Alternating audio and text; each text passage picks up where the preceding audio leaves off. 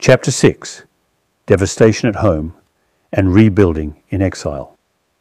On March 31st, 1959, around 3 p.m. Indian Standard Time, my party arrived in the Indian border village of Kenzamain, near Tawang. The moment I crossed into India, I felt a tremendous sense of relief. It didn't matter that we might have been a pitiful sight to the handful of Indian soldiers guarding the border.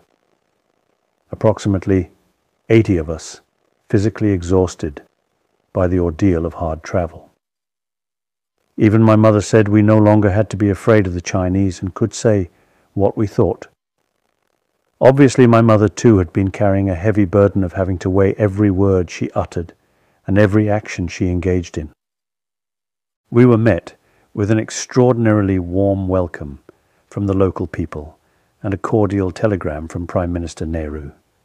"My colleagues and I welcome you and send you greetings on your safe arrival in India. We shall be happy to afford the necessary facilities for you, your family and entourage to reside in India. The people of India, who hold you in great veneration, will no doubt accord their traditional respect to your personage. Kind regards to you. Nehru." We were formally received on behalf of the Government of India by a familiar face, P.N. Menon, an Indian Foreign Ministry official who had previously been stationed at the Indian mission in Lhasa. Waiting there was also another familiar face, Kazi Sonam Topgyal, who had helped translate for me during my 1956 to 1957 visit to India. From the Indian border, we travelled to the town of Tawang in what was then known as the North-East Frontier Agency, NEFA, today as Arunachal Pradesh. On April 18th, I was taken by jeep to the town of Tezpur, where the international media were waiting. At the railway station, I felt overwhelmed to find thousands of telegrams of good wishes waiting for me, and approximately 100 journalists and photographers from across the world who had come to cover what they called the story of the year. I took the opportunity to issue a statement to the world, giving a full account of the circumstances that led to my escape, the spontaneous people's uprising in Lhasa, and our long, peaceful approach to seeking accommodation with the Chinese communists, and announcing that I was in India to oppose Chinese communist occupation of my country and to appeal to the free countries of the world. I concluded by saying that I hoped fervently that the crisis in Tibet would be over soon without any more bloodshed. 2 days later, Beijing issued a statement asserting that the so-called statement of the Dalai Lama is a crude document, lame in reasoning, full of lies and loopholes. It then went on to claim that I had been abducted by rebels from Lhasa. Understandably, there were heated debates in the Indian Parliament, the Lok Sabha, on what had just happened to Tibet, India's historic neighbour to the north. What the veteran politician and freedom fighter Jaya Prakash Narayan said captured the sense of frustration and moral dilemma felt by many Indian leaders at the time. No one expects India to go to war with China for the sake of Tibet, but every upright person, every freedom-loving individual, should be ready to call a spade a spade. We are not serving the cause of peace by slurring over acts of aggression. We cannot physically prevent the Chinese from annexing Tibet and subduing that peaceful and brave people. But we at least can put on record our clear verdict that aggression has been committed and the freedom of a weak nation has been snuffed out by a powerful neighbour. Let us too not waver to tear the veil from the face of communism, which under the visage of the gentle Panchsheel hides the savage countenance of imperialism. For in Tibet, we see at this moment the workings of a new imperialism, which is far more dangerous than the old, because it marches under the banner of a so-called revolutionary ideology. From Tezpur, we travelled to Mussoorie, a beautiful British-era hill station in the foothills of the Himalayas north of Delhi. At every major train stop, thousands of Indians came to welcome me, shouting, Dalai Lama ki jai, hail to the Dalai Lama, and Dalai Lama Zindabad, long live the Dalai Lama. In Mussoorie, the government of India had established my first residence in exile. Here, on April 24th, Nehru came to meet me and welcome me in person to India. We spoke for over 4 hours.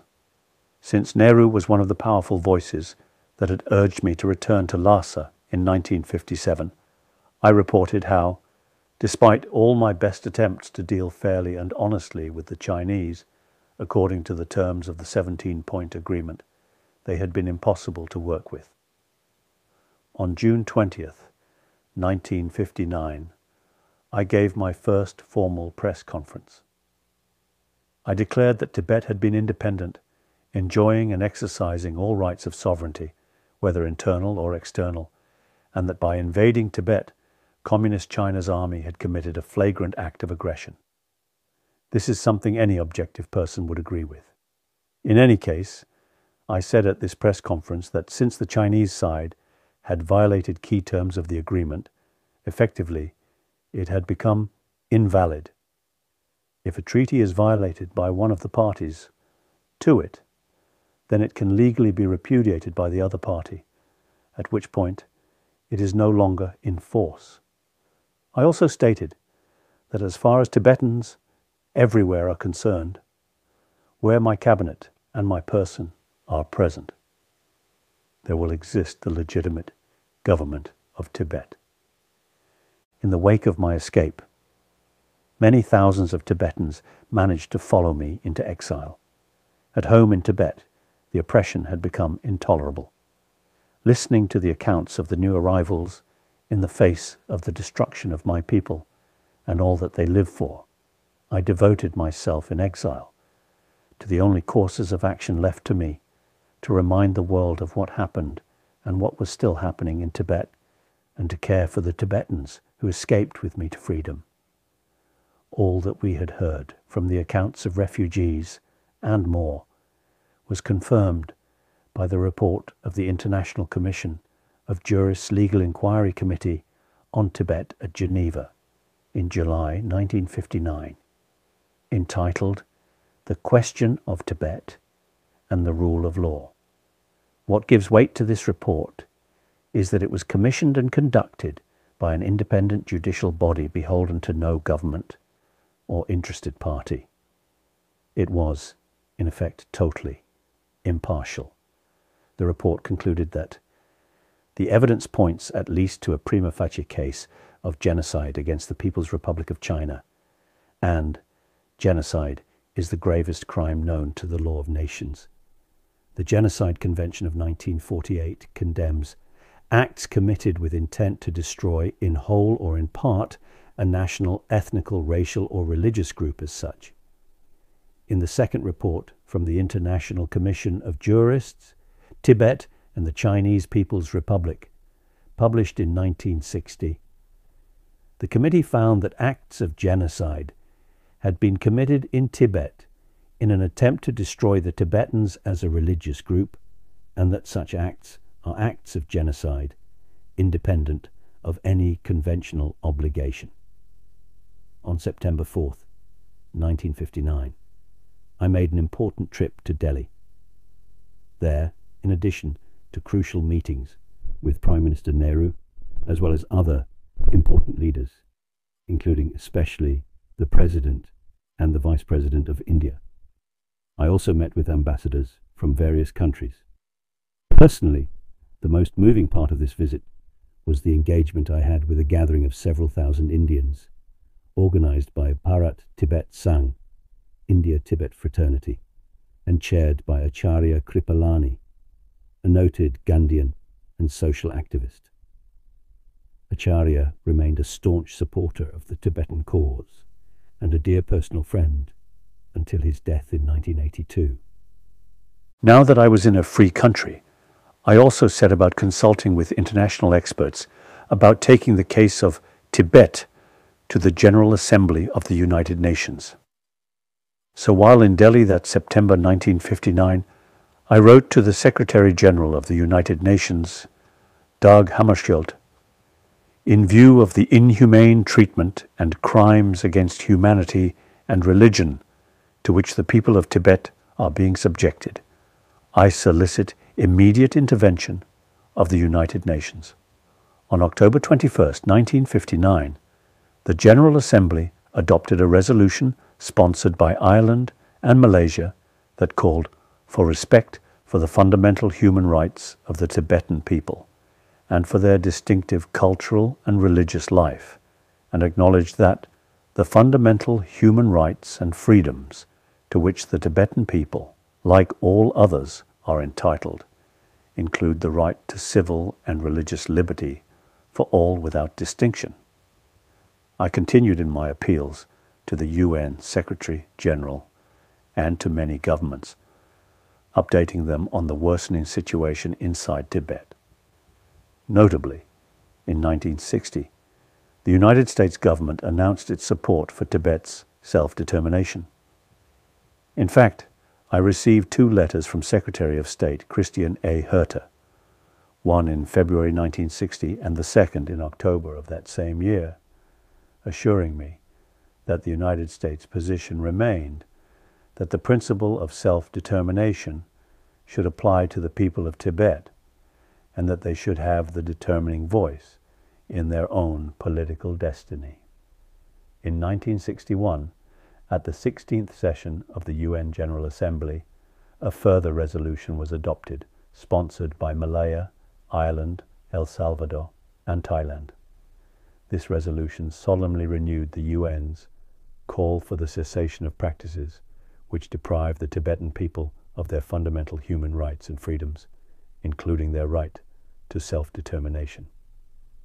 One more resolution on Tibet was passed at the UN on December 18, 1965, at its plenary session, reaffirming the earlier resolutions and the UN General Assembly's grave concerns at the continued violation of the fundamental rights and freedoms of the people. In January 1960, I took the opportunity to visit Bodh Gaya and Sarnath to pay homage, respectively, to Mahabodhi Stupa with the sacred Bodhi tree and the site of the Buddha's first turning of the wheel of Dharma, this time with my mind in a more settled state. The last time I visited the sacred Buddhist site of Bodh Gaya in 1956, my mind had been racing with the question of whether to return to Tibet or seek asylum in India. In Sarnath, near Varanasi, I officiated for the first time at a ceremony for the full ordination of monks. Tradition demands that the monk officiating at a full ordination ceremony be someone who has himself received full ordination vows for 10 years, or at least 5 years earlier in the case of someone with exceptional qualifications. My 2 tutors insisted that I met the required qualifications and should conduct my first ordination ceremony for others at the site of the Buddha's first public discourse. I was then 26 years old. As someone to whom the identity of monkhood is close to his heart, this was both a profound honor and joy. I reflected on how fortunate I was to be able to perform such an ordination ceremony at the very place where the Buddha gave his first public sermon following his enlightenment, known as the first turning of the wheel of Dharma. Among those who took ordination in Sarnath was Dagyab Rinpoche, a high-ranking reincarnate Lama in the Gelug tradition. In Bodh Gaya, too, I conducted an ordination ceremony, and among those who took full ordination, there was Samdong Rinpoche, who would later become the first directly elected political leader of our exiled Tibetan community. There in Bodh Gaya, in January 1960, we also had what was effectively the first formal gathering of the Tibetan people in the free world. Key constituencies, including representatives from the 3 Tibetan provinces of Utsang, Kham, and Amdo, senior members of Tibet's major Buddhist traditions, abbots of the great monasteries, and delegations from various parts of India, came together to host a long life ceremony for my good health. At this ceremony, representing the Tibetan people in exile, they all took what was called the Great Oath of Unity, Nagan Thunmoche. Those present pledged that from now on they would strive for the unity of Tibetans from all three provinces and shoulder the responsibility to work for the common welfare of Tibet, under the Dalai Lama's leadership. It was in Bodh Gaya also, where we decided that we would strive to establish a representative form of government for future Tibet, and of course, for our exile community. Returning to Mussoorie, we commemorated the first anniversary of the Tibetan People's National Uprising of March 10th, 1959. In this way, we began the tradition of a major address to the Tibetan people on March 10th every year, marking this tragic anniversary. On that first anniversary, I stressed the need on our part to adopt a long-term view of the situation of Tibet. I said that for those of us in exile in a free country, our priority must be ensuring the survival of our civilization, especially through the protection of our distinct language and cultural traditions. I assured my people that truth, justice, and courage would be our weapons, and that we would eventually prevail in our struggle for freedom. While in Mussoorie, we began our plans to educate our younger generation. To this end, we set up the first Tibetan school in India, with an initial number of 50 mature students. Within a year, we were able to send some from this first batch to various parts of India, as well as remote areas in Nepalese border regions like Khumbu Valley, to teach Tibetan refugee children, including the teaching of English language as well.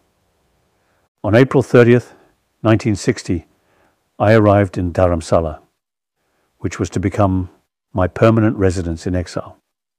There we reconstituted what was, in effect, a Tibetan government in exile, called at the time the Central Tibetan Secretariat, later renamed the Central Tibetan Administration, CTA. With the help of my colleagues, I initiated a two-pronged strategy. There was first and foremost, after caring for the immediate necessities of more than 80,000 Tibetan refugees, the need to establish resettlements for the Tibetans in a way that would enable us to preserve our culture and identity while in exile. The second was to reach out to the governments around the world, the United Nations, and the international community to help resolve the Tibetan issue. An important part of this strategy was to draw international attention to the plight of the Tibetan people and China's unjust occupation of our country. At that time, my hope and efforts in this regard were directed toward the ultimate goal of restoring Tibet's independence. In my March 10th address of 1961 at my new residence in Dharamsala, I undertook to prepare a draft of the constitutional and economic structure to which I aspired for our country, and said that I would place it shortly before the representatives of the Tibetan people in India and neighboring countries for their consideration. Ever since my first visit to India in 1956, especially witnessing democracy in action by contrast with what I saw in Beijing, I have been a deep believer that democracy really is the most appropriate form of government. So, once I was resident in a free country, I strove to initiate a process of democratizing the Tibetan political system. It took me and my officials 2 years, following consultations with various experts, studying a number of constitutions around the free world, as well as many internal debates, to finalize a draft, which we proclaimed on March 10th, 1963. This constitution envisions a future Tibet as a unitary democratic state founded upon the principles laid down by the Lord Buddha. Key provisions included an independent judiciary, an elected National Assembly, prohibition of discrimination on any ground, such as sex, race, language, religion, social origin, property, birth or other status, as well as the right to freedom of thought, conscience and religion. The document also includes, as Article 36, Section E, a clause for the possible abolition of the Dalai Lama's authority by 2/3 of the majority of the National Assembly. Over the course of years, this document has been revised into a fully democratic model governing the norms of the Tibetan people, at least in the exile community. In November 1963, at my residence in Dharamsala, most memorably, we held the first summit representing all Tibetan Buddhist schools attended by, in addition to the heads of the lineages, senior lamas, reincarnate Tulku S, Geshe S, equivalent to holders of a doctorate in divinity, and scholars, as well as senior members of the Tibetan administration. This 4-day meeting offered an excellent opportunity to create the basis for a strong sense of unity across the diverse traditions of Tibetan Buddhism, as well as to encourage a united effort to preserve Tibet's rich religious traditions. One of the important topics that Prime Minister Nehru and I discussed in the early days of my exile was the education of the refugee children. Nehru emphasized that in order to preserve Tibetan culture and identity, it would be necessary to have separate schools for the Tibetans. He thus undertook to establish an autonomous body within the Indian Ministry of Education, with the Government of India bearing the costs. Furthermore, Nehru advised that while it was very important for our children to have a thorough knowledge of their history and culture, it was vital that they be conversant with the modern world, and hence that we use English as our medium of education. From this emerged a network of central schools for Tibetans, CST, producing generations of modern educated young Tibetans. During the 60s, we re-established in exile many of the historically important cultural and religious institutions of Tibet, including especially the monasteries and monastic universities belonging to the major schools of Tibetan Buddhism.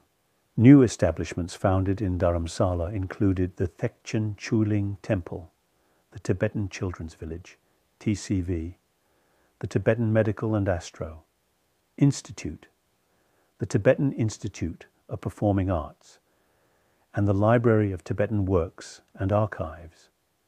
During this crucial decade, many of the refugees found work in the great effort of building roads at high altitude. I personally visited some of these road construction sites to encourage and give comfort to those many Tibetans who were engaged in such hard labor.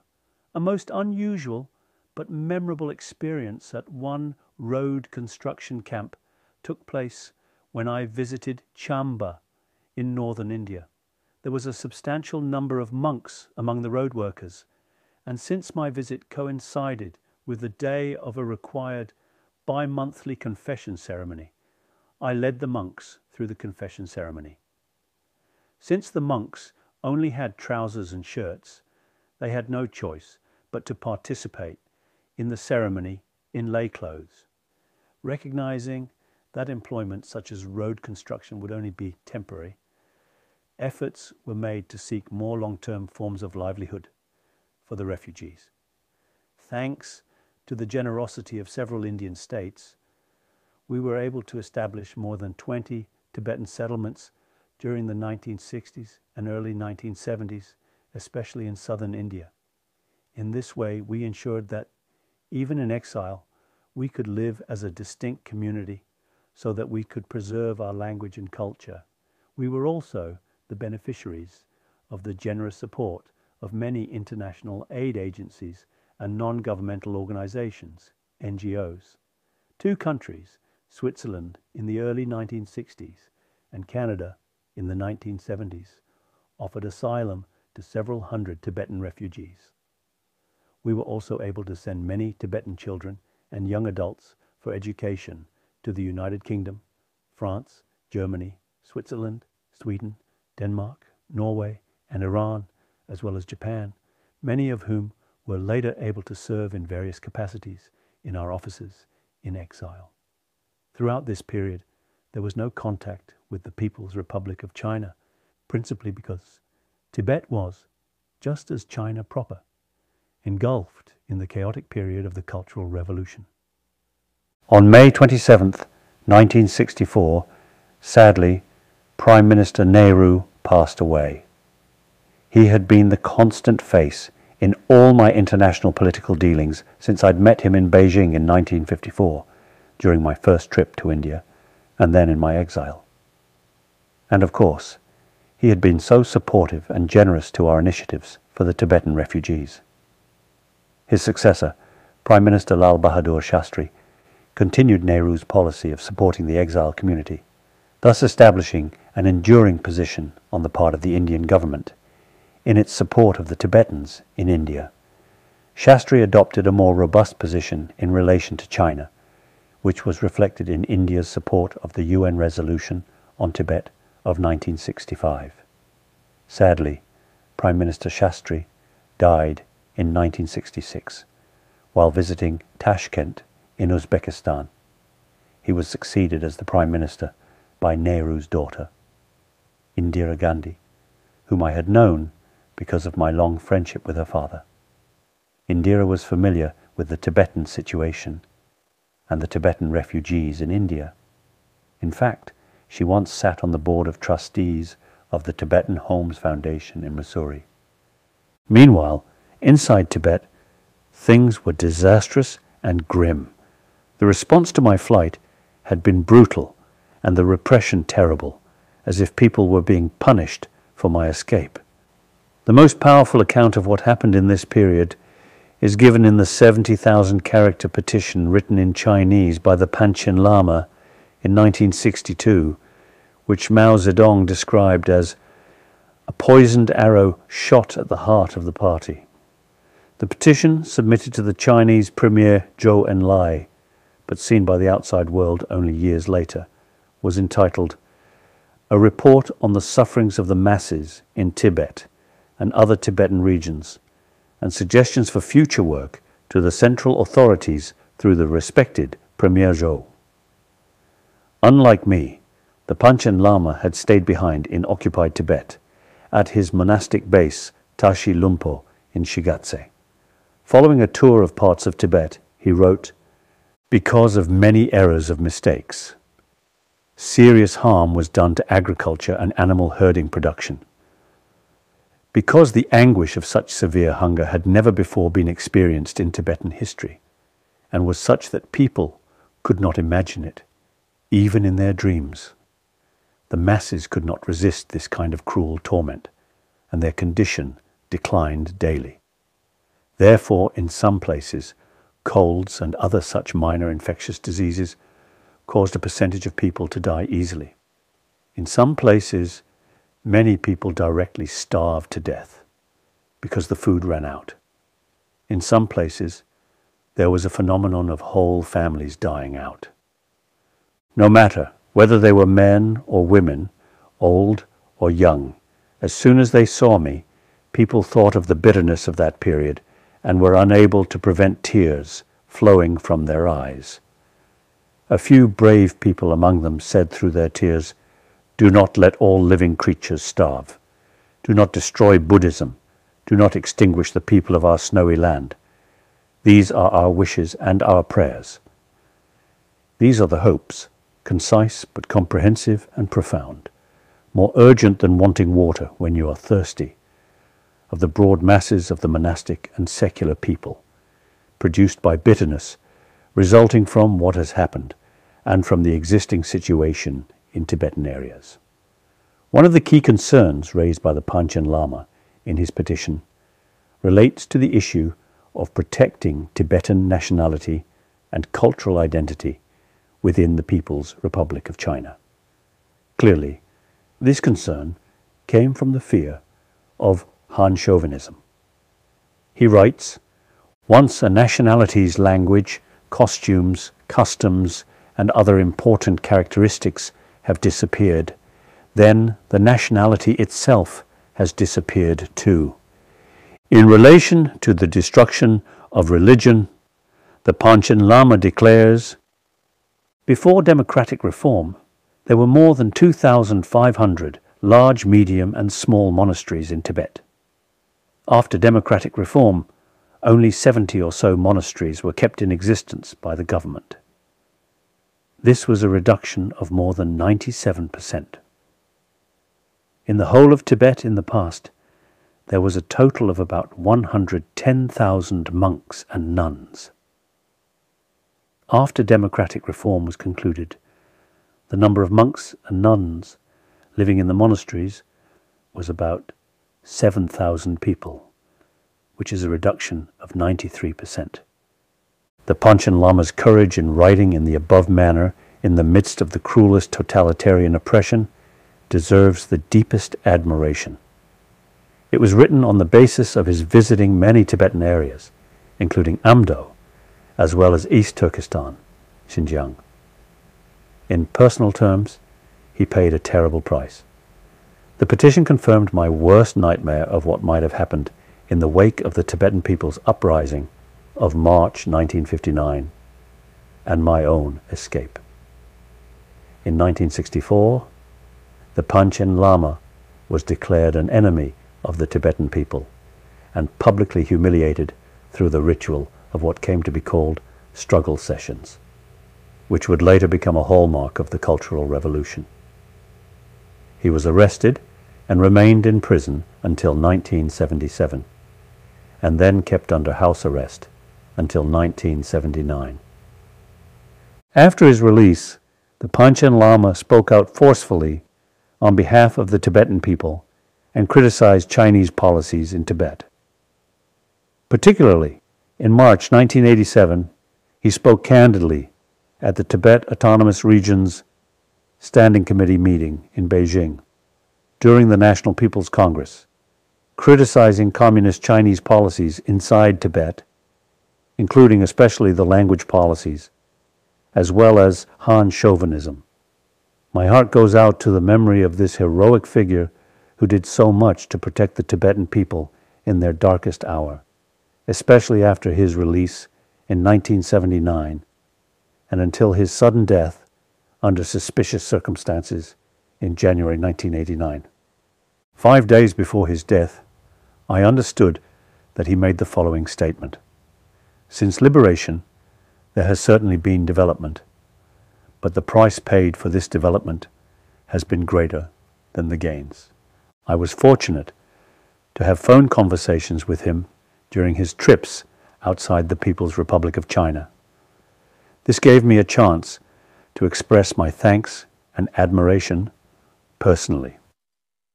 The Panchen Lama was 3 years younger than me and had been my companion on the trips to China in 1954 to 1955 and to India in 1956 to 1957. Not a man of patience for diplomatic niceties. For the Panchen Lama, what mattered was honesty and integrity.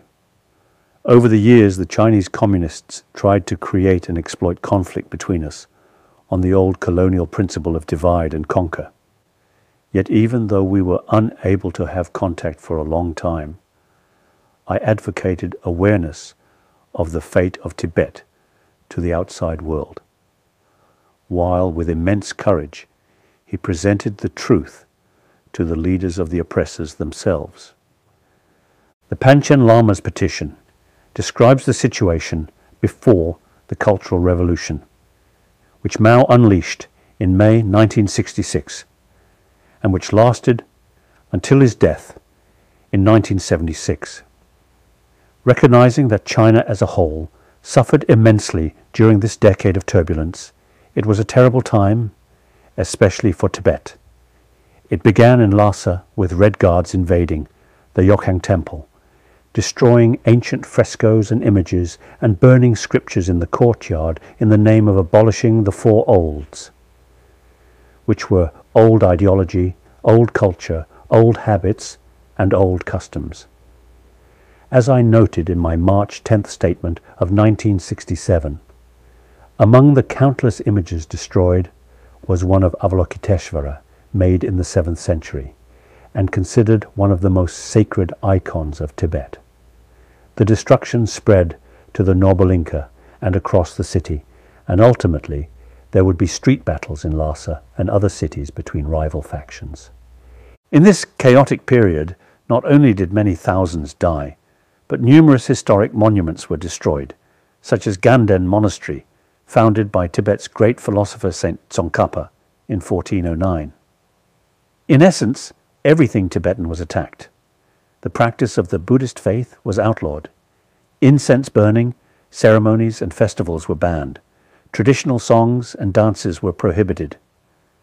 Struggle sessions and public humiliations were meted out to monks and class enemies.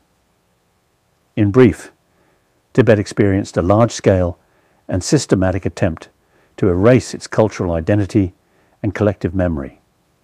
If any of my colleagues who fled with me into exile in 1959 ever had any doubts about the correctness of our course of action, then the Cultural Revolution utterly dispelled them. Had I stayed in Tibet, I wouldn't have been able to do anything meaningful in the face of this insane and systematic onslaught.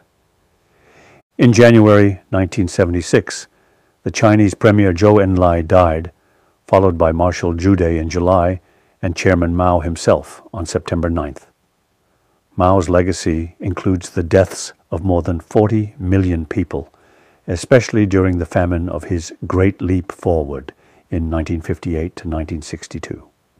On the geopolitical side, instead of decolonizing as the great empires were doing at the time, Mao's China chose a policy of colonialist imperialism in relation to Tibet, Mongolia, and East Turkestan, couched ironically in strident anti-colonial rhetoric. What this has created for Mao's successors is a legacy of perpetual instability, paranoia, and repression, especially against the non-Chinese nationalities. As a result, today, even after more than 7 decades of occupation, any expression of Tibetan identity is seen as a threat questioning Chinese legitimacy in Tibet. The death of Mao was the beginning of an intense power struggle in which Mao's wife Jiang Qing, who had been one of the instigators of the Cultural Revolution and the Gang of Four, lost power to the faction headed by Hua Guofeng. While this was happening, I was watching events from India with interest and some hope. Among the noticeable changes was the visit of the former American Defense Secretary James Schlesinger for a 3-day tour of Tibet soon after Mao's death. Schlesinger's visit was the beginning of a chance to obtain a clearer picture of the conditions inside Tibet. I was told that he described the communist Chinese presence there as oppressive, even by colonial standards, since it aimed at total domination. Until then, the People's Republic of China had only allowed foreign visits to Tibet from among their close allies. Shortly after, Beijing began to allow sympathetic Western journalists and writers into Tibet. For nearly 2 decades since my flight into exile in 1959, the entire Tibetan plateau had been run like one giant prison. No one was allowed to communicate with the outside world, which meant that, except for a few messages received through secret channels, the Tibetans living in exile were totally cut off from their compatriots and families back in our homeland.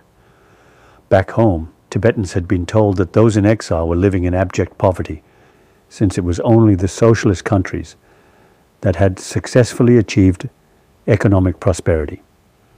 When the dust settled from the power struggle in the Chinese Communist Party in the aftermath of Chairman Mao's death, it was my old acquaintance Deng Xiaoping who emerged as the paramount leader of China in 1978.